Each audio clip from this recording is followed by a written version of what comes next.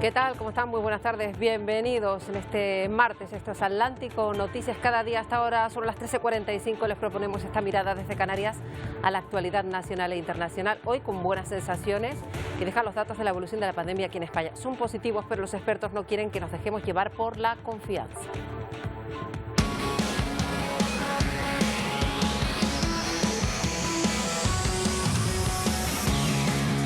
De hecho, desde el Centro de Control de Enfermedades español se ha hecho un llamamiento a la prudencia ante la llegada, por ejemplo, de extranjeros. Piden de forma directa que se rebaje el tono de euforia.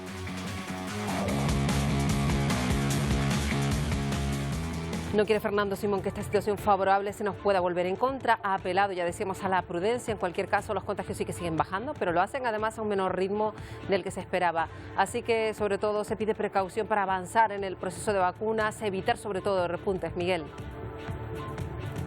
Con más de 8 millones de vacunados con la pauta completa a nivel nacional y un 16% de la población de las islas inmunizada, la pandemia sigue su evolución descendente y el Ministerio de Sanidad asegura que sigue esa evolución deseada, pero alerta que comienza a ralentizarse el ritmo de caída. La incidencia acumulada se sitúa en 129 casos por cada 100.000 habitantes y ahora, con la apertura de fronteras, Fernando Simón asegura que debemos extremar la precaución para evitar posibles repuntes que vuelvan a saturar las unidades de críticos. Creo que debemos de rebajar un poco el tono de euforia, es decir, que venga todo el mundo que quiera, que España ya está abierta al turismo. Bueno, España está abierta al turismo, se puede decir dando gritos o en voz baja. Yo como técnico preferiría que se dijera en voz baja. Bueno, no solo la pandemia, también preocupa la situación de los menores no acompañados que llegaron a Ceuta. Precisamente hoy hay una reunión importante de un consejo interterritorial entre comunidades y CIAR para abordar la acogida de hasta 200 de estos menores. Sí, pero en este caso se trata de 200 menores ya tutelados por el gobierno ceutí, y esto con el objetivo de poder albergar más espacio para esos menores no acompañados que llegaban la pasada semana. Las comunidades que más recibirán, Madrid y Galicia, 20 cada una, y la ministra de Derechos Sociales, Yone Belarra, asegura que este traslado se podría dar de forma inminente. Bueno, pues la situación diplomática entre España y Marruecos no es lo único que va de cabeza para la Unión Europea, porque ahora se ha abierto otro frente complicado tras la acción de Bielorrusia, que ha llegado, ya saben, a secuestrar un avión en pleno vuelo, desviarlo para detener a un periodista contrario al régimen. Una situación que la Unión Europea considera intolerable. De hecho, ha cerrado ya el espacio aéreo con ese país como primera medida. Luego lo vamos a ver. Y también hoy se cumple un aniversario. La muerte de George Floyd ocurrió hace justo hoy un año por la acción de un ex policía, y esto cambió todo un país. Ha pasado 12 meses, aún queda mucho por avanzar, una reforma policial necesaria y un movimiento que sigue vivo 12 meses después, un movimiento social a favor de la justicia racial en todo el mundo que sigue muy vivo. Y les contaremos también que el presidente venezolano ha aceptado por fin ayuda humanitaria del Programa Mundial de Alimentos para los niños más vulnerables. Se va a materializar a partir de junio, un gesto que se interpreta como un acercamiento a la comunidad internacional.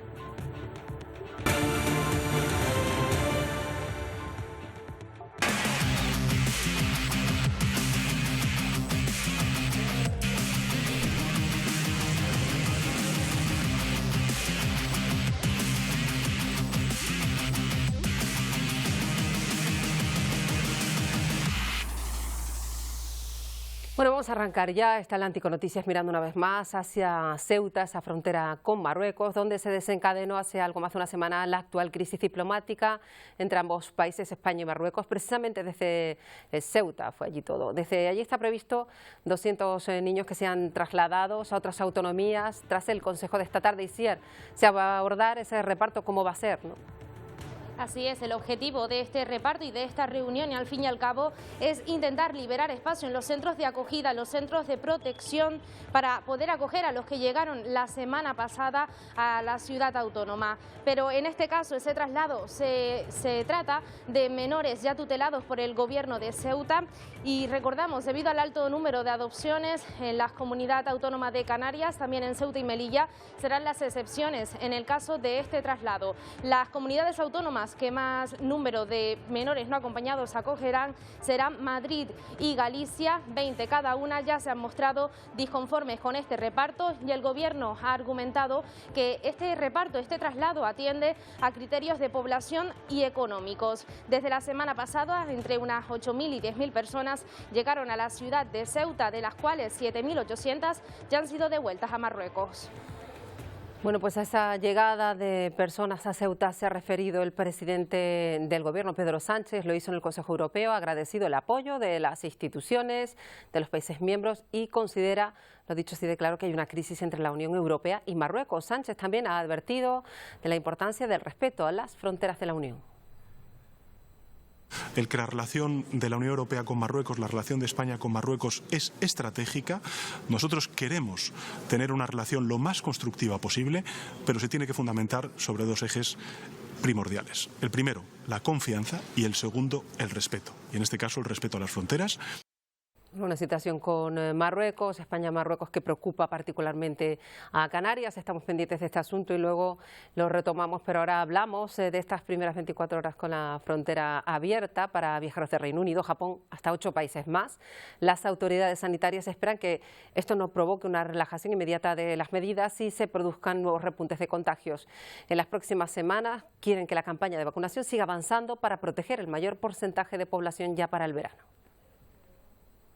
No es la apertura del turismo el temor de las autoridades sanitarias, sino los riesgos asociados a esa euforia. Todo cuando la vacunación en España y en los países de origen está aún desarrollándose. Yo preferiría que se dieran gritos de todo esto dentro de 20 días, que ahora todavía fuéramos un poco más cautos. Pero no todo depende de mí y bueno, lo tengo que entender porque es así. España ya supera los 8 millones de personas inmunizadas con la pauta completa, es decir, un 17% de la población, después de que en la última semana se administraran más de 2,2 millones de sueros. El 94% de los mayores de 60 años ya cuenta al menos con una dosis y con las 2 dosis el 54%. Simón ha confirmado que los contagios han repuntado en los menores de 50 años y que la evolución de la pandemia ha suavizado su velocidad de descenso y se ha estabilizado. Bueno, pues tras un fin de semana positivo en la evolución de la pandemia, el director del Centro de Emergencias y Alertas Sanitarias ha pedido que se mantengan las restricciones. Miguel Vega, cuéntanos. Sí, porque aunque la evolución de la pandemia en España sigue siendo buena, Fernando Simón considera que aún no podemos relajarnos. Según el último informe del Ministerio de Sanidad, comienza a notarse una ligera estabilización, pero se han notificado 3.000 casos menos que el pasado fin de semana. En estos últimos 3 días se han notificado más de 11.000 nuevos contagios, 91 fallecidos y la incidencia acumulada se sitúa en 129 casos por cada 100.000 habitantes. En Canarias la tendencia también se nota el freno en la reducción de casos. En las últimas 24 horas se han comunicado más de 100 contagios, un fallecido y la incidencia acumulada se sitúa en 81 casos por cada 100.000 habitantes. Además, la ocupación de las unidades de críticos a nivel nacional sigue descendiendo. Esta evolución de la epidemia hacia la estabilización se debe en gran parte, no en todas las comunidades, pero en gran parte de ellas, y sobre todo en las que se ha estabilizado o ha tenido un pequeño repunte que se ha vuelto a controlar en los últimos días, a grupos poblacionales por debajo de los 50 años. Y mientras se ralentiza el ritmo de los contagios, la vacunación sigue acelerándose para conseguir el objetivo marcado este verano. Durante este fin de semana se han administrado cerca de 500.000 de dosis y ya un 17% de la población tiene la pauta completa y un 35% ha recibido al menos una dosis. Cifras similares en Canarias. En el último informe de Sanidad se recoge que un 16% de la población ya tiene la pauta completa y un 35% de la población canaria ya ha recibido al menos una dosis. Se espera seguir vacunando a más grupos de edad en las próximas semanas. Por eso la Consejería ha abierto una web para que se vacunen y se apunten todos los mayores de 16 años. Una de las líneas de seguir avanzando en la posibilidad de vacunar antes del verano al 70% de la población. Hoy se ha abierto una web, canariasevacuna.com, donde puedes presentar tus datos y se te dará una cita dependiendo del tramo de edad en el que te encuentres. Bueno, vamos a retomar ese asunto del que hablábamos, que tiene que ver con la situación delicada que hay en las relaciones diplomáticas entre España y Marruecos, algo que preocupa evidentemente aquí en Canarias, como se ha demostrado pues, en el propio Parlamento de Canarias, donde hoy se ha hablado mucho de este asunto. Estamos ante una situación muy complicada, así que vamos a hablar con Beatriz Mesa, que es periodista, también es profesora de Ciencia Política e investigadora de la Universidad Internacional de Rabat y que ya nos acompaña. Muy buenas tardes, Beatriz Mesa, bienvenida. Hola, ¿qué tal? Buenas tardes. Bueno, empezamos con esa situación. A día de hoy, ¿cómo define la situación? ¿Sería crisis diplomática? ¿Cuál es el estado de las cosas ahora entre España y Marruecos a su juicio?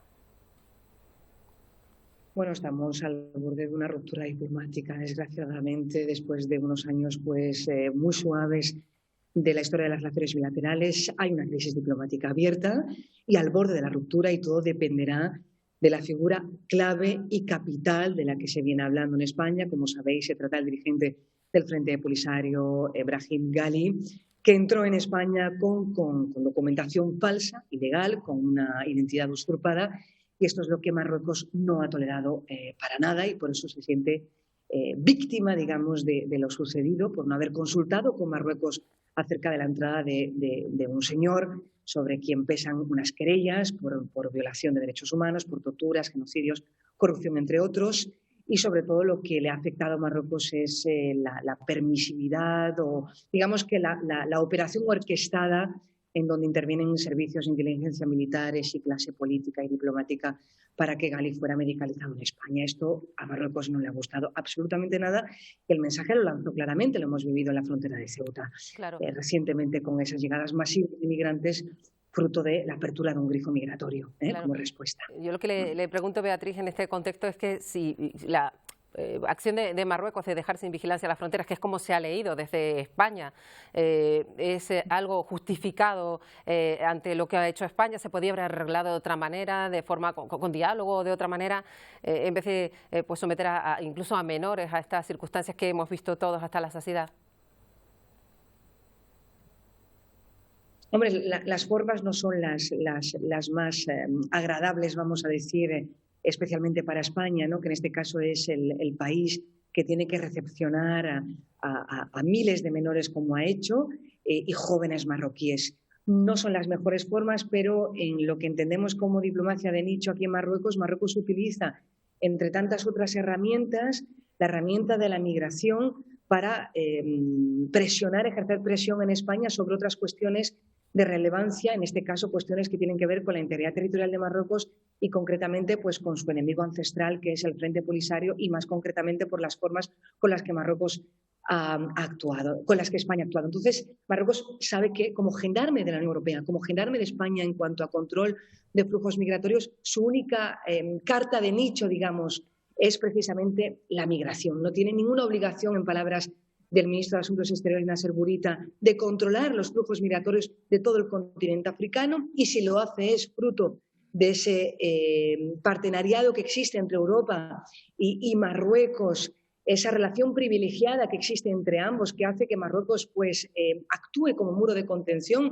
frente a los flujos migratorios, fruto una vez más de la confianza que se tienen entre ambos, Europa, Marruecos y España, concretamente Marruecos, y en el momento en que Marruecos entiende, interpreta que España ha faltado a ese respeto, pues a partir de ahí ya no va a continuar actuando como ese socio que es concretamente en el campo de las migraciones, controlando los flujos migratorios, y es lo que ha pasado en Ceuta. Marruecos no le ha importado proyectar esa imagen de ver a sus menores y a sus jóvenes saliendo en forma de hordas hacia Ceuta. No le ha importado que salgan las imágenes de donde se vean a los aduaneros abriendo la verja que separa España y Marruecos, porque quería lanzar ese mensaje político. Claro. Y en este momento, ¿cómo le pesa a Marruecos el hecho de que la Unión Europea también esté de alguna manera pues censurando esa acción en particular, o esa pues haber dejado las fronteras abiertas con todo lo que se ha producido?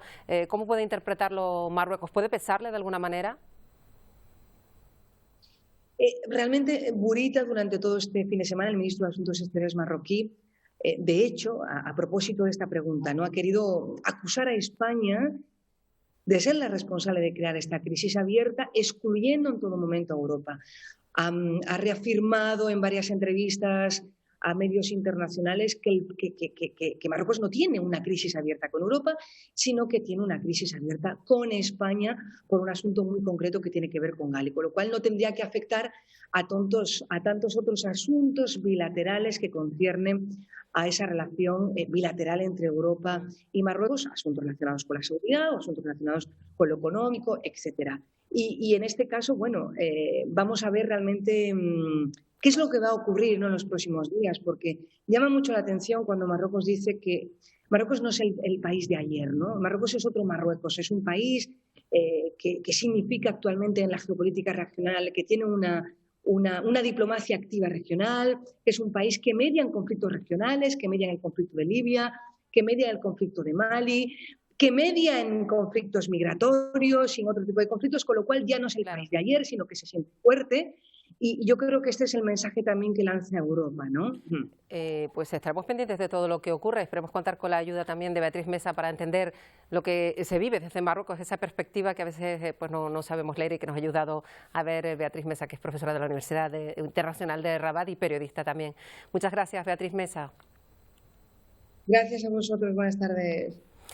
Bueno, vamos a seguir nosotros adelante con la actualidad de la pandemia, de la vacunación, que ya les contábamos, marcha a muy buen ritmo. Fíjense que aquí en Canarias más de 300.000 personas están ya inmunizadas y esto supone el 16,5% de la población diana, completada ya la pauta vacunal. Y los que ya ven más cerca la vacunación, pues los más jóvenes, muchos han pedido cita ya a través de la web que ayer puso en marcha Sanidad para la población en general. Se colapsó en las primeras horas por la avalancha de solicitudes, pero luego ya durante el día de hoy ha funcionado con normalidad. Según la Consejería, el servicio está completamente restablecido. Ha recibido más de 100.000 peticiones de cita. Precisamente la vacunación está haciendo que muchas comunidades pues cambien las medidas de control en varios sectores. Por ejemplo, la Generalitat Catalana ha ampliado el cierre de la restauración hasta las 11 de la noche. En la universidad se amplía del 30 al 50 el aforo de las clases presenciales. Se aumenta hasta un 70 el aforo en cines, teatros, conciertos y otras actividades de la cultura. Una apertura que ha sido muy bien acogida por el sector cultural y por el público. O sea, no hemos dejado de ir en ningún momento porque aparte queremos como apoyar un poco la cultura y creo que eso es importante. Cuando han estado abiertas yo he ido. Ahora ya estoy vacunada las 2 veces y ahora pues estoy más tranquila, pero bueno, no pasa nada. Es peor ir en metro, en hora punta. Entonces para nada, ¿eh? O sea, que todo el mundo venga. No se va abriendo la cultura. Fíjense que en Sitges, también en Cataluña, pues se ha vivido unas horas de normalidad, un primer ensayo de ocio nocturno sin distancia social, con voluntarios participando en esta iniciativa que quiere recuperar también ese sector del ocio y comprobar la eficacia de las medidas que se han implantado en los locales. En una semana se van a saber los resultados de este estudio, un estudio clínico que ha costado a las arcas municipales 20.000 euros. Un sector económico que lleva muchísimo tiempo cerrado. Queremos que los trabajadores vuelvan a abrir y puedan volver a trabajar. Limpieza de manos, distancia social y mascarilla. En esta prueba lo que no habrá es la distancia social. A los 5 días repetiremos esta misma prueba con la intención de valorar si ha habido un cambio. Pues ya ven los países europeos poco a poco retirando restricciones, haciendo pruebas con la amenaza de repuntes. Y en China, pues por el contrario, se vive algo parecido a la famosa antigua normalidad. Los casos que se registran son muy pocos y los que se encuentran son importados. Hasta ahora se han administrado en ese país, fíjense, 500 millones de vacunas. La epidemia del COVID-19 sigue atacando el planeta. Ante esta situación, recibir vacunas contra el coronavirus es la mejor arma para defenderse.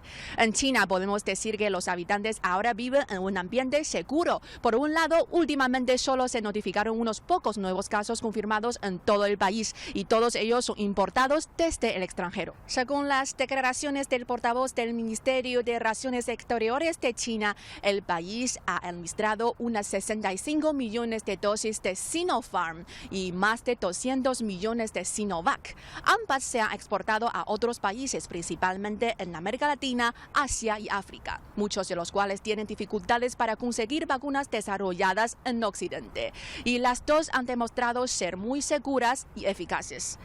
China hará todo lo posible por ayudar a los países en desarrollo a combatir la pandemia. Asimismo, China ha transferido las tecnologías de las vacunas para su producción masiva a 10 países en desarrollo.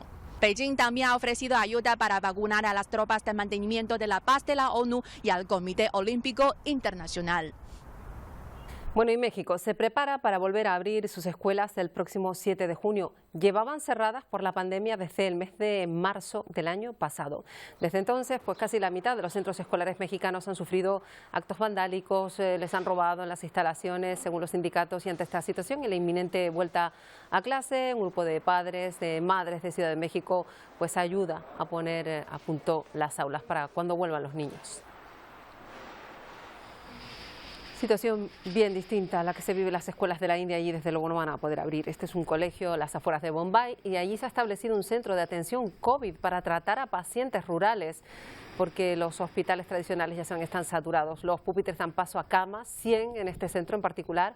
600 pacientes han sido atendidos aquí desde que se abriera este colegio a modo de hospital a principio de mes.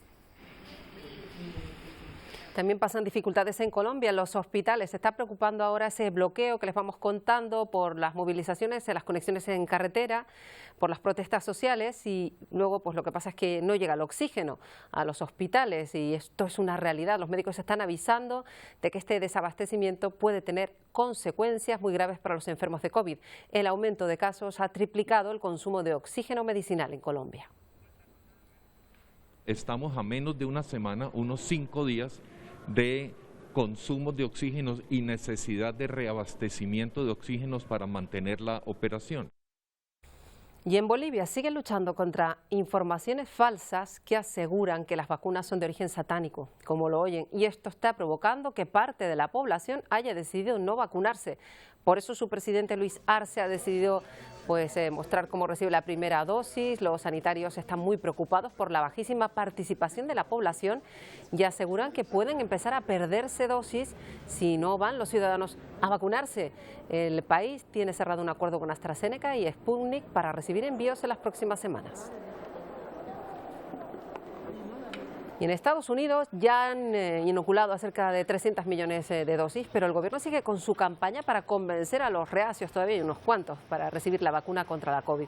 Y se han asociado con una famosa aplicación de citas para alentar a los estadounidenses a que se vacunen. La pregunta, ¿quiere saber si su próximo encuentro amoroso ha sido vacunado? Pues de este modo quiere potenciar la vacuna como seguridad para no contraer el virus. Además, estas aplicaciones de citas ofrecerán nuevas funciones para los que demuestren que han sido vacunados como un aliciente más en la cita. Bueno, y en Melbourne, en Australia, allí un brote de 5 casos, solo 5 casos, ha provocado que las autoridades restablezcan todas las restricciones. Las reuniones en el hogar limitadas a 5, 30 personas en las públicas, mascarillas obligatorias, recuerden, solo 5 casos en el interior de los locales. Según las autoridades, los casos son contactos cercanos entre sí, podrían remontarse a la variante encontrada en un viajero que regresó a Melbourne a principios de mes después de completar la cuarentena. Y ese brote ha hecho reaccionar a Nueva Zelanda. Solo 5 personas y Nueva Zelanda anuncia que se suspenden los viajes libres de cuarentena a un estado australiano, Victoria, 72 horas hasta que se investiguen los casos. El director general de Salud dice que es una medida para prevenir cualquier contagio en Nueva Zelanda. Bueno, vamos con otras cuestiones. La Delegación del Gobierno contra la Violencia de Género ha confirmado un nuevo asesinato machista en el día de ayer. El domingo, una mujer nicaragüense en la provincia de Zaragoza que fue asesinada por su pareja. Son 14 mujeres muertas en lo que va de año. El último asesinato machista se produjo en Zaragoza el pasado sábado. La víctima era una mujer nicaragüense de 35 años. Fue presuntamente asesinada por su pareja que tras el crimen intentó suicidarse arrojándose al vacío. No lo consiguió. Ahora está ingresado en la UCI con pronóstico grave pero estable. Este hombre tenía una orden de alejamiento y numerosos antecedentes por otros delitos, entre los que se incluyen malos tratos contra otras personas. En total, 5 mujeres y un niño de 5 años fueron víctimas de crímenes machistas durante los 7 días de la semana pasada, y ya son 14 las mujeres asesinadas durante este 2021. Esta última víctima mortal tenía un hijo menor de edad que eleva a 6 los menores que han quedado huérfanos en lo que va de año por la violencia machista. El Ayuntamiento de Zaragoza convocó un minuto de silencio en repulsa por este caso y durante el acto un grupo de personas increpó a los representantes de Vox. Bueno, la Generalitat de Cataluña ya tiene nuevo presidente. Bueno, ahí lo ven, Pere Aragonés, que ha recibido la medalla presidencial de manos del expresidente Quim Torra. La ceremonia se ha celebrado en el Palau de la Generalitat Catalana y ha contado con la presencia del ministro de Política Territorial y Función Pública, Miguel Iceta. También bajo la presencia de los líderes independentistas presos, Oriol Junqueras, Jordi Sánchez y Jordi Cuixart, que obtuvieron permisos penitenciarios. Aragonés ha prometido el cargo, sin mencionar la Constitución española, en ningún momento. Prometo cumplir. Sí, juro. Bueno, este es Guillermo Lasso, que ha asumido el cargo de nuevo presidente, pero en este caso en Ecuador. Lasso ha prometido reactivar una economía durísimamente golpeada por la pandemia. También quiere restaurar el gasto social del gobierno nacional. El ex banquero, ahora presidente, deberá enfrentarse a la dura oposición indígena que se opone a proyectos industriales y mineros y petroleros que proporcionan los principales ingresos del país. Al acto ha acudido el rey de España, Felipe VI.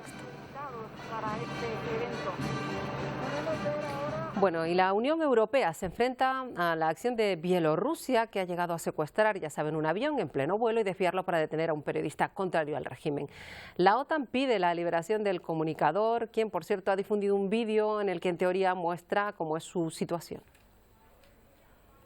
Hola, mi nombre es Roman Protasevich. Ayer me detuvieron en el Aeropuerto Nacional de Minsk. Es el periodista opositor detenido por Bielorrusia. Para la Unión Europea, un secuestro descarado que les obliga a prohibir los vuelos procedentes del país y a sancionar de forma económica. Puedo afirmar que no tengo ningún problema de salud, incluido el corazón o cualquier otro órgano. Crítico del presidente Lukashenko, su papel es clave en la organización de protestas masivas contra el gobierno. En el vídeo asegura: los agentes de policía me tratan adecuadamente y de acuerdo con la ley. Además, ahora coopero con la investigación y haré confesiones sobre la organización de protestas masivas en Minsk. Pero a pesar de esta predisposición a colaborar con el gobierno del que es crítico, su país vecino, Lituania, alerta: el vídeo podría haberse obtenido mediante tortura. Y aunque en el plano internacional crece la indignación por un supuesto delito contra las libertades individuales, el presidente Lukashenko aún no se ha pronunciado de forma oficial. Hace un año, justo hoy, George Floyd murió bajo la presión del policía, ahora ex policía Derek Chauvin. La pérdida de este afroamericano desencadenó todo un movimiento mundial a favor de la justicia racial y en contra de la brutalidad policial. Esta semana Biden se reúne con sus familiares. Este martes se cumple el primer aniversario desde el homicidio de George Floyd. Horas antes de la conmemoración, miembros de su familia, activistas y personas que perdieron a sus seres queridos a manos de la policía salieron a las calles en Minneapolis y Nueva York para reclamar justicia y la eliminación de la violencia policial.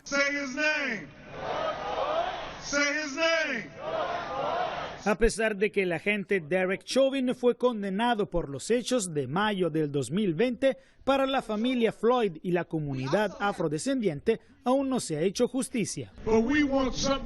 Queremos que salga algo de Washington, queremos algo que cambie la ley federal. Biden dijo que apoyaba la ley, el Senado debe hacer realidad esta ley, van a suspender las sesiones. Ha habido una suspensión de la justicia durante demasiado tiempo, es hora de que voten y hagan de esto la ley. Mientras crecen los reclamos por profundas reformas policiales a nivel nacional, el futuro de la ley de policía en memoria de George Floyd está en entredicho por la oposición republicana. Sin embargo, la Casa Blanca insiste en que habrá ley, aunque sea muy poco probable que se logre antes del 25 de mayo, como lo había prometido el presidente Biden.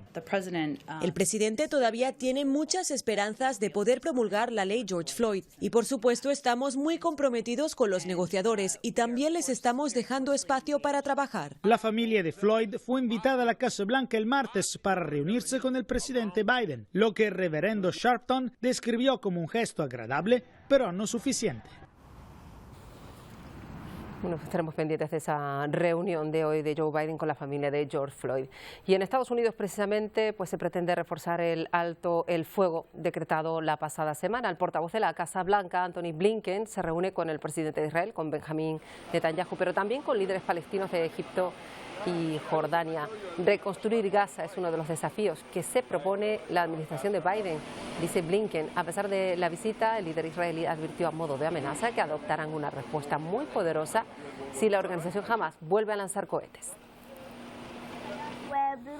Y Perú se encuentra a 2 semanas de la segunda vuelta de unas elecciones que se han teñido de sangre con un atentado terrorista del grupo Sendero Luminoso, que ha causado al menos 16 fallecidos.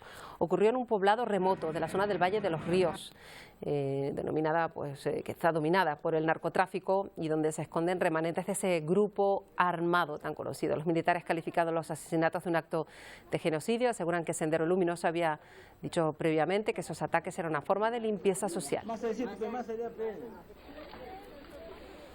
8 días de conversaciones entre el gobierno colombiano y los líderes de las protestas no sirven para llevar la tranquilidad a las principales ciudades colombianas. Esto es Bogotá, de nuevo graves altercados para contrarrestar estas protestas. Con incidentes para hoy, se convoca una marcha silenciosa en Cali. Vestida de solidaridad y sin pronunciar palabras, la sucursal del cielo está lista para desbloquear el corazón, la palabra, las manos y toda la ciudad. La manifestación este martes será en silencio, un llamado que se da tras 26 días marcados por la violencia, pero también por intentos de diálogo. Llevamos 3 semanas en las que en nuestra ciudad ha habido mucha violencia en las calles, mucha violencia en las redes sociales. Queremos muchas veces tener la voz más fuerte que la del otro, y en este momento creemos que el silencio nos va a permitir escucharnos. Necesitamos escucharnos para poder trabajar en conjunto y salir adelante juntos de este momento tan difícil. Por eso esta iniciativa ciudadana, liderada por distintos sectores y gremios, convoca a salir a las calles para liberar a Cali y al Valle y demostrar que se puede pensar diferente sin sentirse enemigo. Es un momento de reflexión, un momento de respeto por la vida, de pensar en el otro, de pensar en las voces diversas, de acercarnos todos en la ciudad. Hoy Cali nos necesita, Cali somos todos. La marcha del silencio tendrá lugar en el Boulevard del Río a las 10 de la mañana y aunque no habrá palabras, será una manifestación para decirle basta a los bloqueos que nada tienen que ver con el paro, ocasión propicia para que los caleños sigan dando ejemplo de unión para reconstruir una ciudad con oportunidades para todos. Han pasado ya 3 meses de ese golpe de Estado que se produjo en Myanmar, el que derrocó al gobierno de Aung San Suu Kyi y provocó que ella acabara en prisión. La televisión estatal ha emitido ahora unas imágenes de la expresidenta sentada en el banquillo de los acusados. Según el medio de comunicación que es próximo al régimen, Suu Kyi deseó buena salud a la población y dijo que su partido se va a disolver pronto. Aung Suu Kyi también pudo reunirse con sus abogados, han dicho, para elaborar su defensa. Un terrible accidente que tenemos que contarles. Más de 200 personas han resultado heridas. Un accidente ferroviario ha ocurrido en Malasia. 2 vagones de metro ligero chocaron cuando entraban en un túnel subterráneo en Kuala Lumpur. El incidente ocurrió por la mañana. Uno de los trenes estaba vacío después de ser reparado y chocó de frente con otro convoy que llevaba a más de 200 pasajeros. 47 de ellos están en estado grave. En Venezuela, el presidente Nicolás Maduro ha aceptado por fin recibir ayuda humanitaria de la ONU. La llegada a Venezuela de ese Programa Mundial de Alimentos va a centrar ahora su atención en los niños más vulnerables. Va a empezar a partir de junio. Los detalles nos lo da Álvaro Algarra, de Voz de América. La atención humanitaria se ofrecerá en escuelas de educación especial y preescolar ubicadas en todo el territorio venezolano. Susana Rafali, profesional acreditada en protección y asistencia humanitaria, relató lo que traerá el programa. Para su logística, monta algunos corredores humanitarios que nos permita accesar, de manera que ves en un mismo estado algunos municipios en el que la extensión del daño nutricional es muy grande, pero la severidad de la desnutrición no es tanto, mientras que hay algunos lugares en que la extensión no son muchos niños, pero muy desnutridos. El dirigente opositor Juan Guaidó, por su parte, explicó a La Voz de América el alcance que tendrá y por qué, a su juicio, Nicolás Maduro accedió a recibir la ayuda humanitaria. Mira, hay una realidad en Venezuela, hay hambre. Hay una realidad muy clara en nuestro país. El director del Observatorio para la Salud, Pablo Hernández, manifestó que se escogió a los infantes menores de 5 años debido a que actualmente son los que soportan la mayor carga de la malnutrición. Porque en estos primeros 5 años de vida se forman estructuras tan importantes para nuestro cuerpo como lo es el cerebro. El presidente de Venezuela, Nicolás Maduro, calificó como un gran logro el convenio con el Programa Mundial de Alimentos y señaló que desde el 2017 el gobierno venezolano estuvo trabajando para firmar el acuerdo. Álvaro Algarra, Voz de América, Caracas. Volvemos a mirar a Estados Unidos porque se espera una temporada de huracanes complicada y una de las promesas del presidente en su campaña fue redoblar los esfuerzos para paliar los efectos del cambio climático y ahora ha anunciado un paquete de ayudas millonarias para reducir, para minimizar los efectos adversos del clima para los próximos años. La Casa Blanca duplicó el monto destinado para atender desastres naturales en 2021. La suma de $1.000 millones para la Agencia de Manejo de Emergencias fue anunciada por el presidente Joe Biden. Cuando ocurre un desastre, tenemos que estar allí para proteger y también ayudar a las personas a recuperarse. No se trata de estados rojos y estados azules. Todos lo saben. Se trata de apoyar a las personas y en los momentos más difíciles que enfrentan, estar listos con alimentos, agua, mantas, refugios y más. La Administración Oceánica y Atmosférica de Estados Unidos prevé una temporada de huracanes superior a lo normal, con 60% de probabilidades de que se formen entre 13 y 20 tormentas, de las cuales 3 y 5 podrían ser huracanes de categorías de alto nivel. El multimillonario anuncio, sin embargo, es apenas una porción de lo que Estados Unidos gasta para atender desastres naturales. En 2020, el país experimentó devastaciones causadas por al menos 22 desastres, con pérdidas que alcanzaron los $100.000 millones, según la Casa Blanca. El enfoque de la administración Biden se centra en la importancia del combate al cambio climático en el escenario nacional y global, como una prioridad. Al mismo tiempo, la Casa Blanca anunció en un comunicado el lanzamiento de un nuevo programa de la NASA para comprender y rastrear los impactos del cambio climático en los ámbitos locales y regionales. Con el objetivo de reducir los gases de efecto invernadero hasta en un 55% antes de 2030, se reúnen los líderes europeos. Durante esta semana van a presentar sus políticas para frenar el cambio climático, pero también para dar respuesta a las consecuencias de la COVID-19. En julio, Bruselas publicará un paquete de medidas precisamente destinadas a luchar contra el cambio climático y durante estas jornadas los presidentes de la zona euro y las presidentas discutirán sobre la puesta en marcha de los certificados COVID para recuperar el sector turístico, un sector que también deberá adaptarse para reducir el impacto medioambiental. Vamos a mirar ahora a nuestro archipiélago porque la ciudad de La Laguna, en Tenerife, va a acoger la 4ª edición de los premios Quirino de la animación iberoamericana.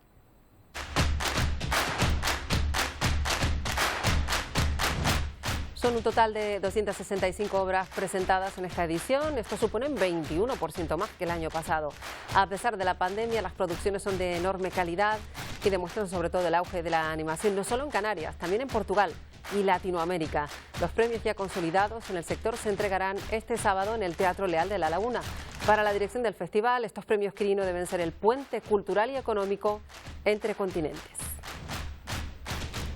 Canarias, que Tenerife, que La Laguna sea ese puente que une Latinoamérica e Iberoamérica con el resto del mundo y con Europa, porque lo que estamos consiguiendo es que cada vez los contenidos iberoamericanos se conozcan más en el mundo, porque no solamente viene gente de Iberoamérica, conseguimos que vengan compradores, que vengan televisiones aquí a ver lo que se está haciendo, que favorece directamente a las empresas de Tenerife y las empresas canarias, pero también a todo el sector iberoamericano.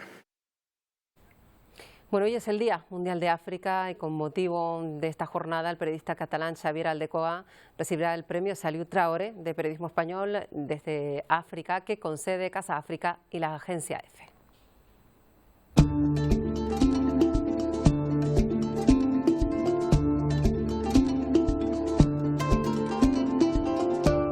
premia, entre otras cuestiones, por esta serie publicada en la National Geographic Magazine, África, un futuro con nombres y apellidos, que está ilustrada con las espectaculares fotografías de Alphonse Rodríguez. El proyecto, pues, dedicado más de 2 años, quiere fijar la mirada en la generación del futuro de África, un continente que hoy recuerda con su Día Mundial el acceso a la independencia frente a los restos del colonialismo.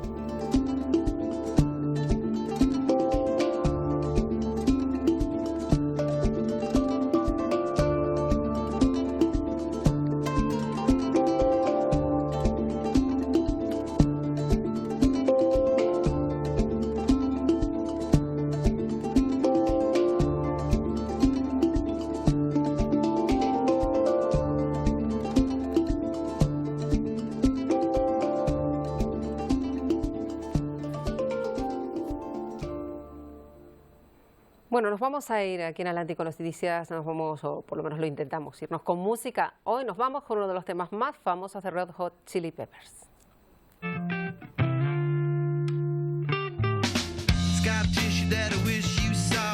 Y lo hacemos porque un 25 de mayo, pero en 1999 salió este Scar Tissue, primer single de Californication, una canción que sigue sonando con fuerza y que en 2000 consiguió el Grammy como mejor canción de rock con Red Hot Chili Peppers. Nos vamos, se quedan en nada con el Telenoticias 1. Hasta mañana. Push me up against the wall, young tuck girl in a push-up